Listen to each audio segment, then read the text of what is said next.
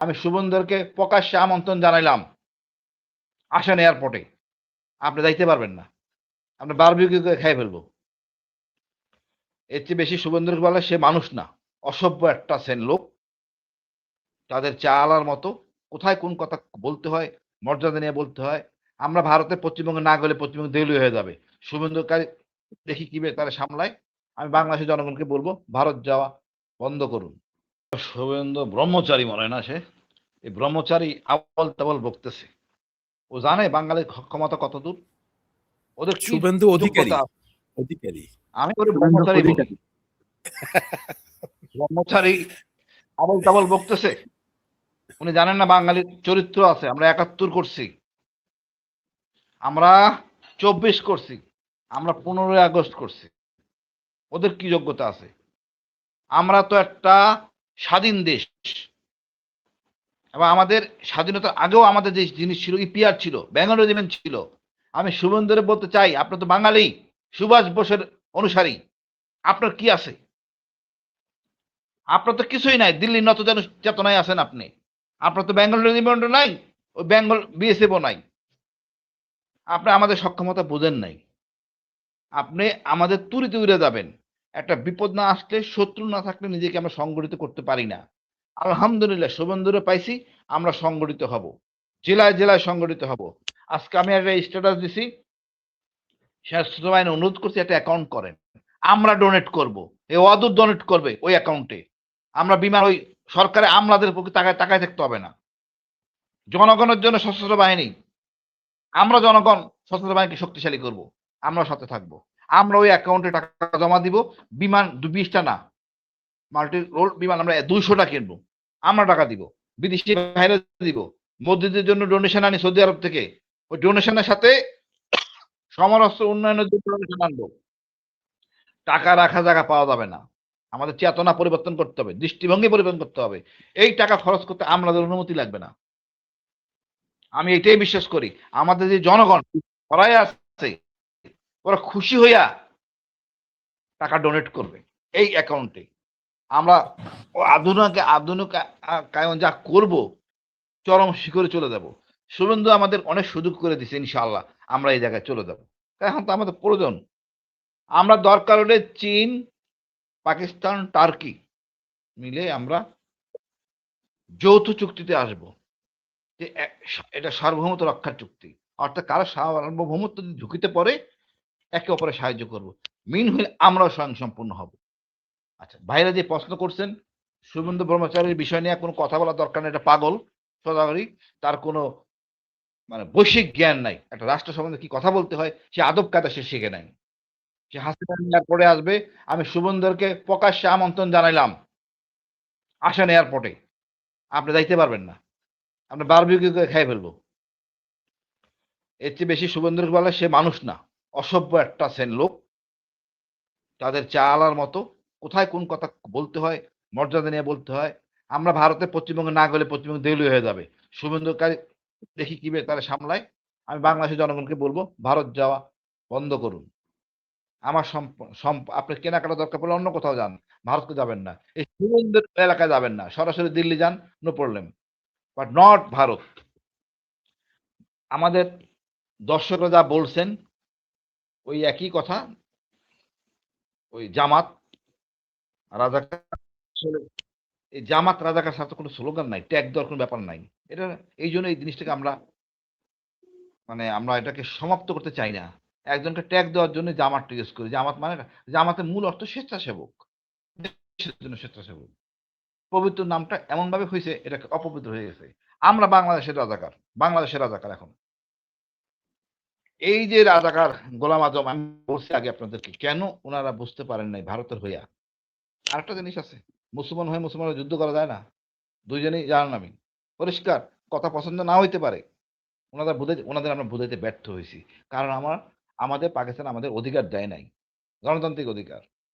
তাই আমরা আন্দোলন করছি। তারপর কিছু গণতন্ত্র স্বাধীন হওয়ার পরে আমরা কি করলাম? এই শেখ মুজিব আওয়ামী লীগ কত হাজার মানুষ মারছে, আমি তো বিশ্বাসই করতে পারতেছি না। কালকে না পরশু শুনলাম ৬০-৭০ হাজার মারা গেছে। এটা কি মানুষ? আওয়ামী লীগের একটা একটা জঘন্যতম নাম। শেখ মুজিবের নামটা চেঞ্জ করে করছে বাকশাল। এখন নতুন করতে হবে। এই আওয়ামী লীগ রাজনীতি করার অধিকার নাই। যে আওয়ামী লীগ দেশের সেনাবাহিনী মারতে পারে, আলেম ওলামাদের গুলি ছুটতে পারে, যে আওয়ামী লীগ দেশের সর্বস্ব জিনিস বিক্রি করে দিতে পারে ভারতের কাছে, এই আওয়ামী লীগ আমার দরকার নেই। তো শুভেন্দু বাবু আপনি আসেন, আপনি হাতে নিয়ে দেখি আপনি কত খেড়ম আছে, কে আপনাকে সাহায্য করে। আমাদের দর্শকরা অনেক কিছুই বলছেন বিদেশি হস্তক্ষেপ। আমি আবারও বললাম, আমরা ঐক্য থাকলে ইনশাআল্লাহ ওর ক্ষমতা নাই। আমরা সেনাবাহিনীকে স্বয়ং সম্পন্ন করি। আমাদের জেনারেল ওয়াকার কিন্তু আমাদের মনের কথা বলে দিছেন। প্রথম দিকে অনেক ক্ষোভ ছিল, রাগ ছিল, এখন কিন্তু উনি মনের কথা বলে দিছেন। আমরা একমত। বাঙালি কি জিনিস শুভেন্দু আসলে বুঝে উঠতে পারে নাই। ওনার গোমূত্র খাইয়া শান্তিতে থাকুক। বাংলাদেশে বাড়াবাড়ি করলে আমি ছাড় দিব না।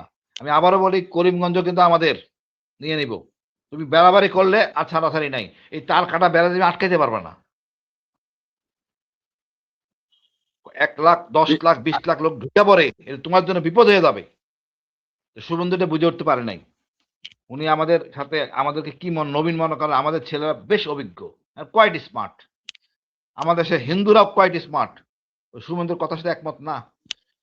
তো অনেকে অনেক কথাই বলছেন 54 বছর ধরে আমরা কি করছি। হ্যাঁ, 54 বছরে আমাদের রাজনীতিবিদদের ব্যর্থতা। এরা, আমরা একটা কঠিন আইন করতে পারিনি টাকা পাচারের।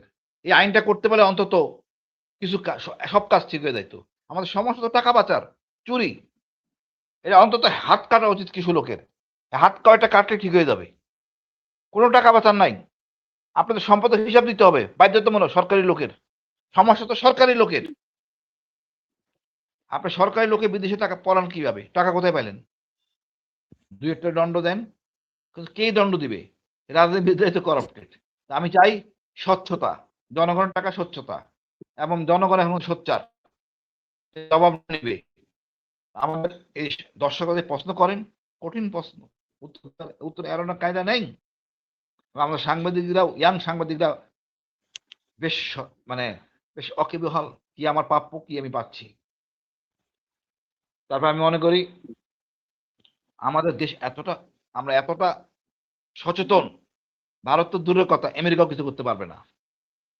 আমেরিকারও সে শক্তি নাই আমাদের কিছু করার। ভারত তো আমরা গণায় ধরি না। এখন ভারতকে গণায় ধরা আর শুভেন্দু অধিকারীকে গণায় ধরার সময় নাই।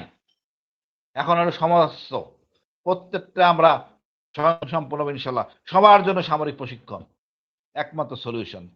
সবার জন্য সামরিক প্রশিক্ষণ, সবার জন্য শিক্ষা, মানবিক শিক্ষা। আগে মানুষ হই। একটা মানুষ হইতে গেলে তার মূল জিনিস সৎ হও। এই সততা আমাদের দরকার। আমি চাই আজকে থেকে আমরা সত্য কথা বলি, মিথ্যা কথা না বলি। এটা রাজনীতিবিদদের জন্য বেশি প্রয়োজন, রবি ভাইয়ের জন্য বেশি দরকার। সত্য কথা বলবো, জনগণের প্রত্যাশায় চলবো। ধন্যবাদ ভাই। জি, ধন্যবাদ জনাব হাসিনুর রহমান। আচ্ছা, আমি আরেকটা প্রশ্ন রবির কাছে যাবো। বাংলাদেশের সরকারকে অবৈধ এবং শেখ হাসিনাকে বৈধ সরকার বলেছেন শুভেন্দু অধিকারী। এটা নিয়ে কি আসলে বাংলাদেশ সরকারের পক্ষ থেকে কোন ধরনের প্রতিবাদ আসা উচিত? আমি তো বললাম না, আমাদের বাংলা সরকারের আমলাগুলি তো বসে থাকে। পরে সরকার আসলে যদি সুবিধা মিস হয়ে যায়, কোনো কথা বলে না। আমার বলতে হবে কেন? ওই শালা বুঝে না কি কথা বলতে হবে? আমলারা কি করতেছে? এই আমলালে আমাদের সমস্যা। আমি রবি ভাইদের বলবো, আপনি সক্ষমতায় আছেন, আপনারা আমলাদের সংস্কার করেন। আমলাদেরকে সংস্কার করেন, এটা অতি সহজ। দুর্নীতি দমন কমিশনকে লাগাই দেন পিছনে, সচিবদের পিছনে, সোজা হয়ে যাবে। এটা অটোমেটিক চিঠি চলে যাওয়ার কথা। ডাইকে আনা উচিত এ আমাদের এখানে ভারতের দূতাবাসের প্রধানকে, এবং তাকে কাগজ ধরে দেওয়া উচিত। আপনারা আমাদের ডাকবেন এটা বলার জন্য। আমরাও শুভেন্দু অধিকারী ঠিক মতন, শুভেন্দু ব্রহ্মচারী, তাকে আমরা ঠিকঠাক মতো দেবো। কোনো সমস্যা নাই। আমাদের দেশকে অপমানিত করলে আমরা তাকে অপমানিত করব। আমি আপনার মাধ্যমে সমগ্র বাংলাদেশের জনগণ বলি, ভারত প্রত্যাহার করুন, ভারতে পণ্য বর্জন করুন, ভারতে পণ্য বর্জন করুন। আমি ডাক দিচ্ছি, এটা এখন দরকার পশ্চিমবঙ্গের জন্য। আমরা খাবো না ভারতের আইটেম, যা আছে তাই খাবো, কম খাবো। ধন্যবাদ ভাই। জি, ধন্যবাদ।